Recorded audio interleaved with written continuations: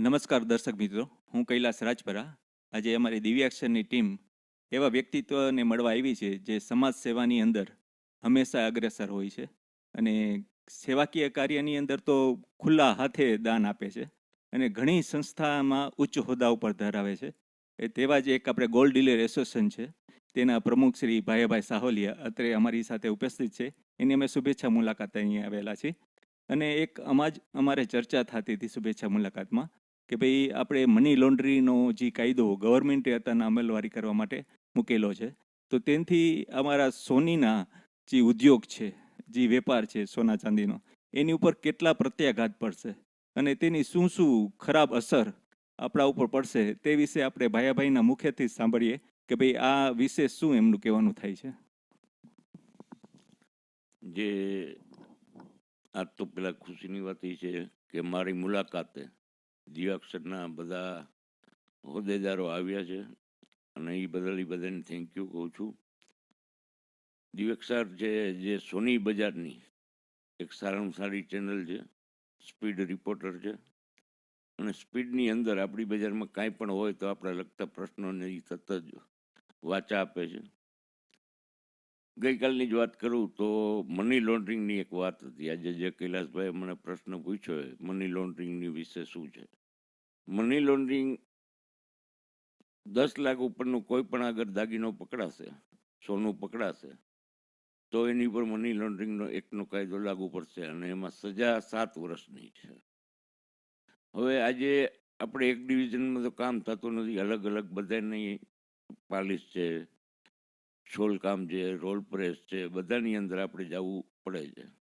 અને જ્યારે આપણે આ જાતા હોય ત્યારે વાવતર સાથે ન હોય અને ઇનકેસ કદાચ ભૂલાઈ ગયું હોય ને એ દરમિયાન આ જે સત્તા આપવામાં આવી છે એમાં આપણને જો પકડાઈ ગયા તો કમમાં કમ આપણને 7 વર્ષની સજાની જોગવાઈ છે. જો આ 7 વર્ષની જોગવાઈમાં આપણે ક્યાંય પણ હલવાઈ જાય તો પછી કેવી મુસીબત થાય, આપણા ઘરના બૈરા છોકરા રોટલા વગરના થઈ જાય. અને આમાં એવું નથી કે કારીગરો કે વેપારી તમામને આ કાયદો લાગુ પડે છે એવું એનું ગવર્મેન્ટનું એક સૂચન છે. તો આ કાયદાને જો આવે તો આપણે ઘરે બેસી જવાનો વારો આવે. એટલે મહેરબાની કરીને આપણે જો આ કાયદો આવતો હોય અને આપણી ઉપર લગાડવામાં આવતો હોય તો દરેક એસોસિએશને, દરેક ગામના એસોસિએશને આ સરકારશ્રીને રજૂઆત કરી મની લોન્ડરિંગનો કાયદો આપણી ઉપરથી હટાવવો જોઈએ. કારણ કે આપણે ત્રાસવાદી નથી, આપણે વેપારી છે ને વેપારી આ અનાધિકારથી સુવર્ણકાર વેપારી અનાધિકારથી હિન્દુસ્તાનના રોજગારની અંદર જોડાયેલો છે. અમારો પણ આ એક રોજગાર છે, અમે કોઈ ત્રાસવાદી નથી. અને ત્રાસવાદીનો આ જેમ અમારી યારે વર્તન કરવામાં આવે તો એ બહુ દુઃખની વાત છે. અસ્તુ. ખૂબ જ સરસ મજાની ભાઈ સાહોલિયાએ વાત કરી.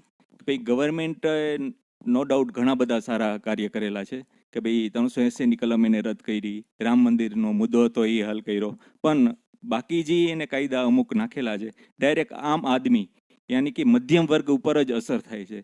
તો આવા જે કાયદા છે એ કાયદાની અંદર એને ઢીલ આપવી જોઈએ જેથી કરીને જે કાયદા જે છે એમાં સરળતા રહે અને લોકો આરામથી ધંધો અને પોતાના રોજગાર કરી શકે. દિવસે ને દિવસે આપ જોઈ રહ્યા છો કે દરેક ધંધાની અંદર મંદી આવતી જાય છે.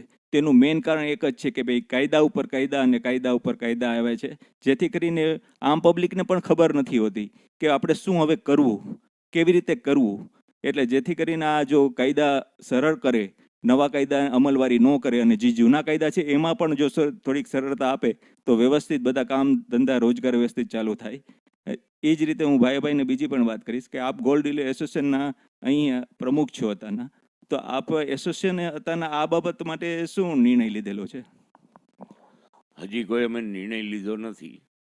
અમે મારા પ્રયત્નથી વિરોધ નોંધાવેલ છે અને હરેક પેપર મીડિયાની અંદર પણ આ લખાવેલું છે કે આ કાયદો ત્રાસવાદીનો અમારી ઉપર ન લખવો જોઈએ.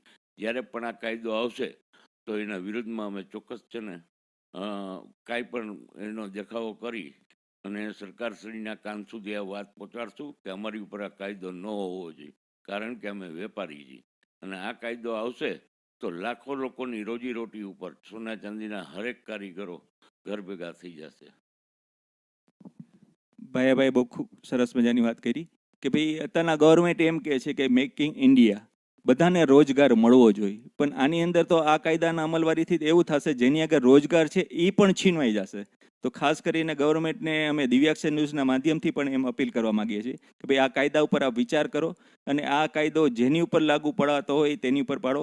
સામાન્ય જે આ ધંધા ઉદ્યોગ છે જેને બધાને એ લોકો આવરી લેવા માગે છે, તો એની માટે પ્લીઝ આ કાયદાનો અમલવારી ન કરે તેવી જ અમારી અરજી છે. જય હિન્દ, જય ભારત.